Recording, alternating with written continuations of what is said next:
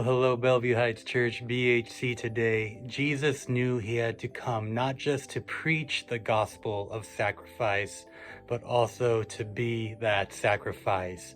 Yet, he was perfectly willing. One of the dark character qualities of sin that we don't recognize as much as we should is unwillingness. We're often unwilling to do what God says if it doesn't make sense to us, if it's inconvenient, if we have to be open and honest, to consider the loving rebuke of another, to saying no to our own wrong thoughts and desires, or answering a ministry call, or admit that we are wrong, or to serve and give generously. Yes, unwillingness is one of sin's most powerful and damaging results. So here's what the Christmas story is all about. A willing Savior is born to rescue unwilling people from themselves, because there is no other way. Jesus was willing to leave the splendor of eternity to come into this broken and groaning world. He was willing to take on human flesh with all its frailty.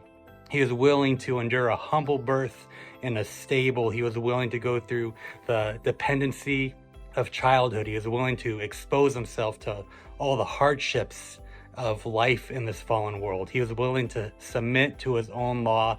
He was willing to follow his Father's will at every point. He was willing to serve when he deserved to be served. He was willing to be misunderstood and mistreated. He was willing to endure rejection and gross injustice. He is willing to preach a message that would cause his own personal harm. He was willing to suffer public mockery. He was willing to endure physical torture.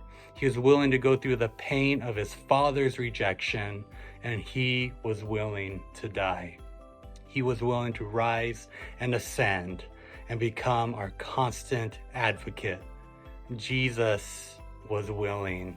You see, it's not just the Christmas story. Rather, the entire redemptive story hinges on one thing, and that's the eternal willingness of Jesus Christ.